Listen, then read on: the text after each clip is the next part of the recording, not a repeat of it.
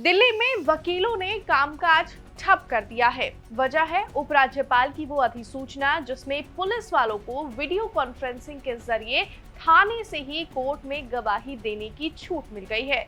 Police तो खुश है, लेकिन वकील क्यों भड़क रहे हैं? क्या है ये पूरा मामला, बताएंगे आपको आज के एक्सप्लेनर वीडियो में। नमस्कार, दिल्ली तक देख रहे हैं आप, मैं हूं आपके साथ वैशाली महेश्वरी। सबसे पहले जान लेते हैं हड़ताल की वजह क्या है। बता दें कि दिल्ली की सभी जिला अदालतों के वकील एकजुट होकर हड़ताल पर हैं। उनका कहना है कि उपराज्यपाल विनय कुमार सक्सेना की अधिसूचना ट्रायल कोर्ट की पवित्रता को चोट पहुंचाती है। अधिसूचना के मुताबिक पुलिस वालों को अब थाने से ही वीडियो कॉन्फ्रेंसिंग पर गवाही देने की छूट होगी। अब वकील इस अधिसूचना पर किन किन तरह की आपत्तियां जता रहे हैं वो आपको बताते हैं। सबसे पहले क्रिमिनल ट्रायल का सबसे अहम हिस्सा गवाह और सबूत की जांच है। पुलिस की गवाही अगर थाने से होगी तो उसकी विश्वसनीयता पे शक रहेगा।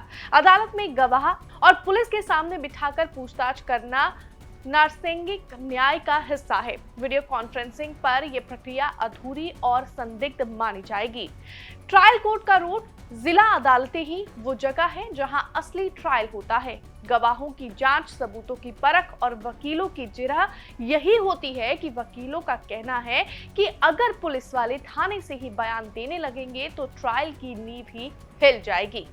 ये पूरी मांग जायज है। इस बात को जुडिशियल अफसर, पूरी judiciary, Delhi high court bar association ने इसको सपोर्ट किया है, सुप्रीम कोर्ट बार एसोसिएशन ने कल सपोर्ट किया है। ये कॉज बिल्कुल जस्ट है, इसमें कोई दिक्कत नहीं है, सबको समझ में है। और मेरे ख्याल से अब तक तो एलजी को भी समझ में आ गया होगा कि ये कॉज जस्ट है।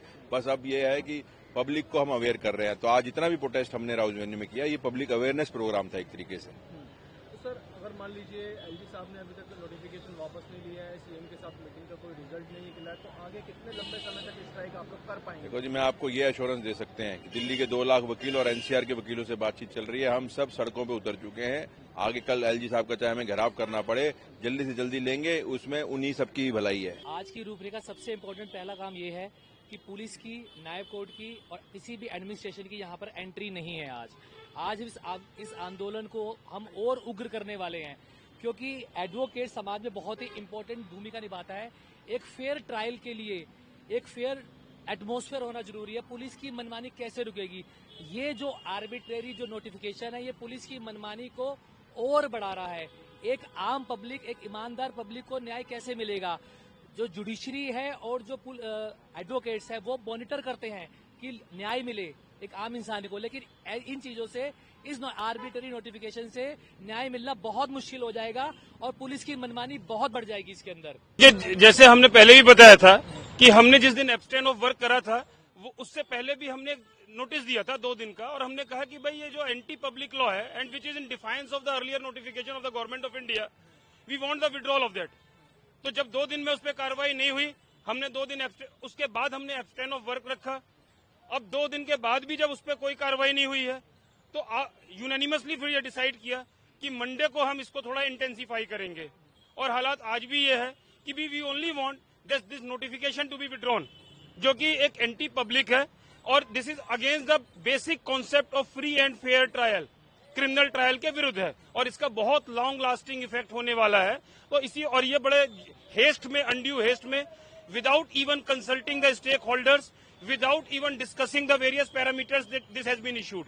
So our only demand is कि you withdraw it, then only we will be able to go for any further discussion.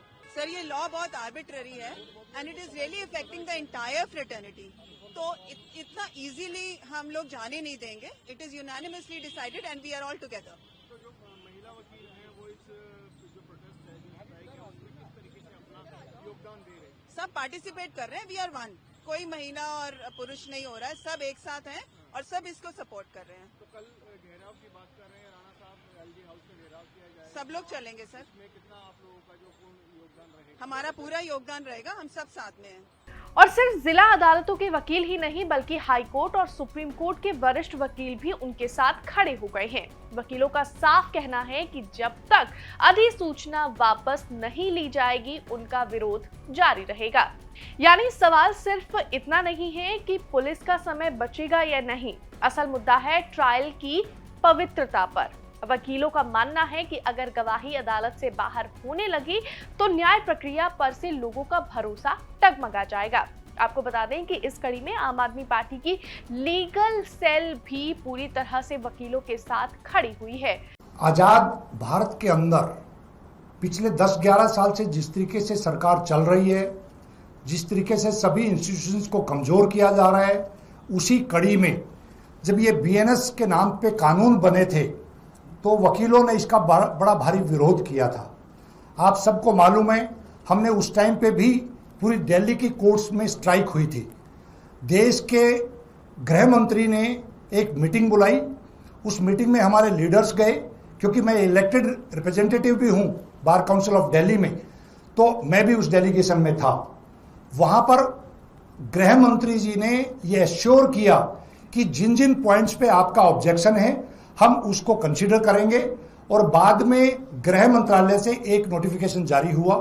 उस नोटिफिकेशन में प्रमुख रूप से ये बात कही गई कि कोई भी विटनेस कोर्ट में ही डिस्पोज ऑफ होगा, वो किसी भी दूसरी जगह पे या पुलिस थाने या कहीं पे डेजिग्नेटेड प्लेस पे नहीं होगा। उसके बाद लॉयर्स ने ये समझते हुए कि बीएनएस के दूसरे प्रावधानों पे भी हमारे को ऑब्जेक्शन थे, क्योंकि इस पूरे बीएनएस कानून के आने के बाद पूरी तरीके से पुलिस की पावर्स बढ़ गई है। आम लिटिगेंट, आम जन की पावर्स या उनके अधिकार को छीना गया है, क्योंकि हम लोग कोर्ट्स के अंदर, न्यायालय के अंदर न्याय दिलवाने के लिए हम लोगों के पास जिम्मेवारी होती है, और उस न्याय के अंदर ये बाधाएं हैं।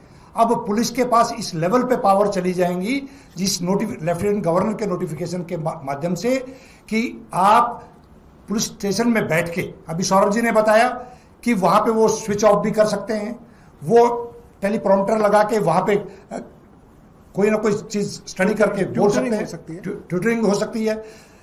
विटनेस को जब तक कोर्ट के अंदर नहीं बुलाया जाएगा, एक जुडिशियल ऑफिसर के सामने उसका क्रॉस नहीं होगा, ओथ नहीं होगी, तो लीगल सिस्टम को कमजोर करने की जो एक साजिश है, और वो साजिश इसलिए है क्योंकि जिस तरीके से हम लोग देख रहे हैं, दिल्ली सरकार जाने के बाद आम आदमी पार्टी की सरकार में एक आम आदमी, गरीब आदमी प्रोटेक्टिव महसूस करता था, वो पुलिस से भी प्रोटेक्टिव महसूस करता था, गरीब आदमी को महंगाई से भी बचाव होता था। लेकिन पिछले 6-8 महीने में दिल्ली के अंदर जिस तरीके की घटनाएं हो रही हैं, पूरे देश में जिस तरीके से कानून को बदला जा रहा है, उसको लेके दिल्ली की पूरी लीगल फ्रेटर्निटी आज रोडों पे है।